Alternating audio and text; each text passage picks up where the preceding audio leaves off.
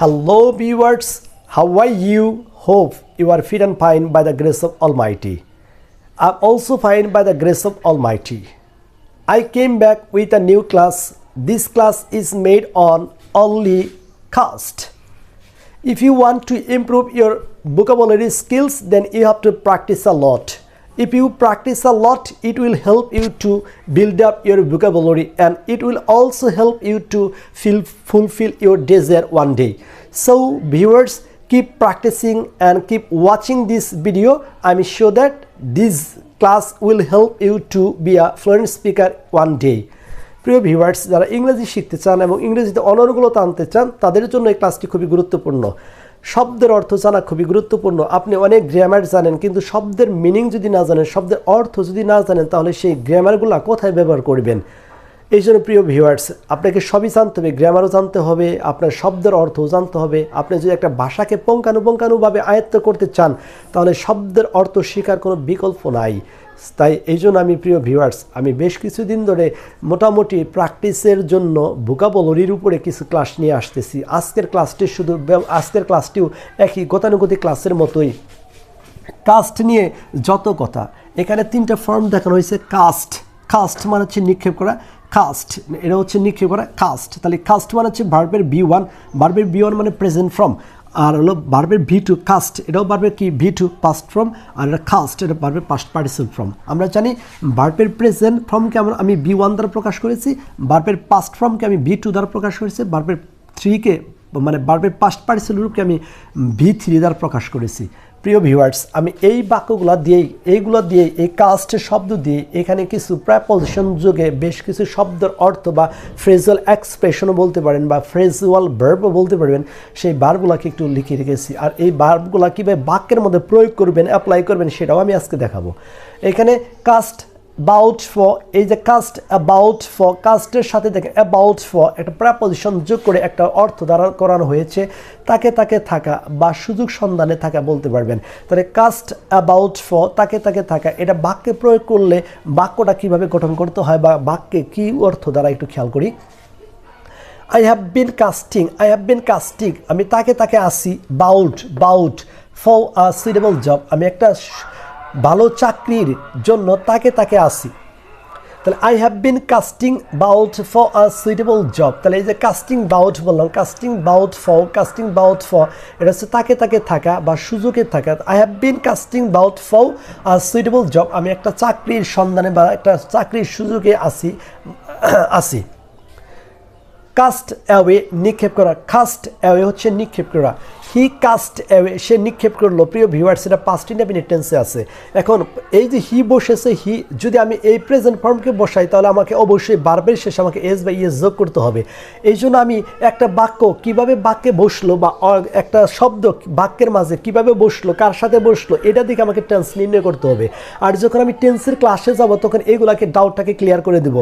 এখন আমি টেন্সের ক্লাসে যাই নাই, মাত্র B12 দিয়ে ক্লাস করতেছিলাম আর ভাবতেছিলাম যে অবশ্যই ভোকাবুলারি দরকার। এই জন্য আমি বেশ কিছু ক্লাসগুলো ভোকাবুলারির উপরে নিচ্ছি। এরপর আমি আমার সেই গতানুগতিকভাবে যে আমি বিগিনিং থেকে শুরু করে ধারাবাহিকভাবে যে ক্লাসগুলো দিয়ে আসতেছিলাম, ঠিক একইভাবে আবারও আমি ক্লাসগুলো দিব।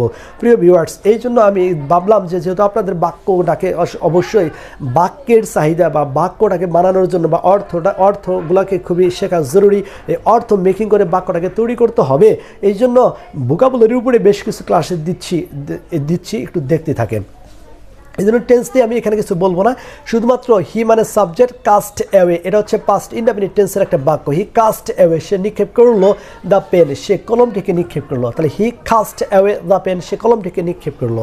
কাস্ট অ্যাওয়ে হচ্ছে প্রত্যাখ্যান করা, কাস্ট অ্যাওয়ে হচ্ছে প্রত্যাখ্যান করা। হি মানে তিনি কাস্ট অ্যাওয়ে, সে প্রত্যাখ্যান করলো। এটাও একই জিনিস প্রিয় viewers. Subject third person singular number, subject যদি থার্ড পারসন সিঙ্গুলার নাম্বার হয়, তখন প্রেজেন্ট ইনডেফিনিট টেন্স হলে ভার্বের শেষে এস বা ইএস যোগ করতে হয়। কখন এস আর কখন ইএস দেখাবো সেই টেন্সের ক্লাসে। একটু অপেক্ষা করতে থাকেন, ইনশাল্লাহ আশা করি আপনার মনের ভেতরে যত কনফিউশন বা যত প্রশ্ন আছে অটোমেটিকলি আপনার কোশ্চেনগুলো এমনি সলভ হয়ে যাবে আশা করি। দেখতে থাকেন প্রিয় ভিউয়ার্স, লেগে থাকেন, অবশ্যই সফলতা আসবে। তাহলে হি কাস্ট অ্যাওয়ে, সে নিক্ষেপ করলো he cast away the pencil he cast away the pen, সে কলমটিকে নিক্ষেপ করলো। এই যে কলমটিকে কী করলো, নিক্ষেপ করলো। আর কাস্ট অ্যাওয়ে মানে প্রত্যাখ্যান করা, হি মানে তিনি কাস্ট অ্যাওয়ে প্রত্যাখ্যান করলো দেয়ার তাদের, প্রপোজাল মানে প্রস্তাব, এটাও পাস্ট ইনডেফিনিট টেন্সের একটা বাক্য। কাস্ট ডাউন মানে হতাশ হওয়া বা হতাশ করা, cast down. He was cast down by his a failure, he মানে তিনি, ওয়াজ মানে ছিল, পাস্ট ইনডেফিনিট টেন্সের বাক্য। কাস্ট ডাউন মানে হতাশ হয়েছিল, অথবা হ্যাঁ হতাশ হয়েছিল, বাই হিজ এ ফেইলর, তার কি ব্যর্থতা দিয়ে সে ব্যর্থতার কারণে হতাশ হয়েছিল। কাস্ট অফ ফেলে দেওয়া, কাস্ট অফ হচ্ছে কি ফেলে দেওয়া। I have cast off my old shoes, I have cast off আমি ফেলে দিয়েছি, এটা প্রেজেন্ট পারফেক্ট টেন্সের একটা বাক্য। সাবজেক্ট আই, এই জন্য হ্যাভ বসেছে, কখন হ্যাভ কখন হ্যাজ ইনশাল্লাহ দেখাবো, একটু লেগে থাকেন। I have cast off my old shoes, তাহলে আই হ্যাভ কাস্ট অফ আমি নিক্ষেপ করেছি, মাই ওল্ড শোজ মানে আমার পুরাতন কি জুতাগুলোকে আমি নিক্ষেপ করেছি বা ফেলে দিয়েছি। কাস্ট আউট মানে প্রত্যাখ্যান করা, কাস্ট আউট মানে প্রত্যাখ্যান করা। If he comes to me, যদি সে আমার কাছে আসে, ফর হেল্প সাহায্যের জন্য, I will not cast him out আমি তাকে নিক্ষেপ করব না, অথবা প্রত্যাখ্যান করব না, অথবা আমি তাকে কি করব না, বিতাড়িত করব না, আমি তাকে কিছু না কিছু দিব। তাহলে if he comes to me, যদি সে আমার কাছে আসে ফর হেল্প সাহায্যের জন্য, I will not cast him out আমি তাকে কি ফেলে দেব না বা প্রত্যাখ্যান করব না। কাস্ট ইনটু আকার দান করা, কাস্ট ইনটু হচ্ছে আকার দান করা। Iron is a cast into different কি things, iron is cast into, আয়রনকে আকারে পরিণত করা হয়, ডিফারেন্ট বিভিন্ন থিংস মানে জিনিসে পরিণত করা হয়। কাস্ট আউট বহিষ্কার করা, কাস্ট আউট হচ্ছে বহিষ্কার করা। যেই মানে তারা কাস্ট হিম আউট তারা তাকে বহিষ্কার করলো, ফ্রম থেকে, দ্য পার্টি অনুষ্ঠান থেকে, ফর হিজ এ মিসকন্ডাক্ট তার কি ভুল আচরণের কারণে তাকে কি করলো, পার্টি থেকে বিতাড়িত করা হলো বা বহিষ্কার করা হলো। কাস্ট বাউট মানে কোনো কিছুর সন্ধানে ঘোরা, কাস্ট বাউট হচ্ছে কোনো কিছুর সন্ধানে ঘোরা। হি ইজ কাস্টিং বাউট সে ঘোরাঘুরি করতেছে, প্রেজেন্ট কন্টিনিউয়াস টেন্সের একটা বাক্য। ফর এনি কি অপরচুনিটি যে কোনো সুযোগ সুবিধার জন্য সে ঘোরাঘুরি করতেছে। কাস্ট অ্যাসাইড মানে ত্যাগ করা বা ফেলে দেওয়া। হি কাস্ট অ্যাসাইড সে ফেলে দিল, হিজ তার ব্রোকেন পেন তার ভাঙা কলমটাকে ফেলে দিল। প্রিয় ভিউয়ার্স, এই বাক্যগুলোকে অবশ্যই আপনাকে বারবার একটু প্র্যাকটিস করতে হবে এবং মুখস্থ করতে হবে। মুখস্থ করার পরে অবশ্যই বাক্যের মধ্যে অ্যাপ্লাই করতে হবে, তবেই না আপনার বাক্য মধ্যে যখন অ্যাপ্লাই করবেন তখন আপনার ভোকাবুলারিটা বিল্ড আপ হবে, তখন এই ভোকাবুলারি মনে থাকবে। আমরা অনেকেই বলি ভোকাবুলারি শিখে কিন্তু মনে রাখতে পারি না। মনে থাকবে কীভাবে স্যার? আপনি যদি ভোকাবুলারি শেখার পরে এই ওয়ার্ডটা দিয়ে যদি 2-4টাকে বাক্য বানান, অথবা একটা বাক্য একটা ওয়ার্ড দিয়ে একটা বাক্য বানিয়ে 12টা টেন্সের মধ্যে যদি আপনি পরিবর্তন করতে পারেন, অবশ্যই আপনার ভোকাবুলারি আর জীবনে কখনো কি ব্রেন থেকে চলে যাবে না, ভুলে যাবেন না। অন্তত অবশ্যই কী করবে, আপনার ভেতরে স্থায়ীভাবে বসে যাবে। প্রিয় ভিউয়ার্স, এই কথাগুলো আপনার বিশ্বাস হোক আর না হোক, আপনি অবশ্যই কী করবেন, প্র্যাকটিস করবেন এবং এটা ভোকাবুলারিটা কি মনে রাখার জন্য বারবার বাক্যগুলোকে নিয়ে বানানোর জন্য নতুন নতুন প্যাটার্ন দিয়ে বাক্য বানানোর জন্য চেষ্টা করবেন। যদিও আমি টেন্সের ক্লাসে যাই নাই, তবুও আমি বাক্যগুলোকে দিয়ে যাচ্ছি, ভোকাবুলারিগুলো দিয়ে যাচ্ছি, সঞ্চয় হোক। আপনি কি মেমোরাইজ করতে থাকেন, অবশ্যই যখন টেন্সের ক্লাসে নিয়ে আসবো তখন আরও বিস্তারিত হবে এই আলোচনাগুলো।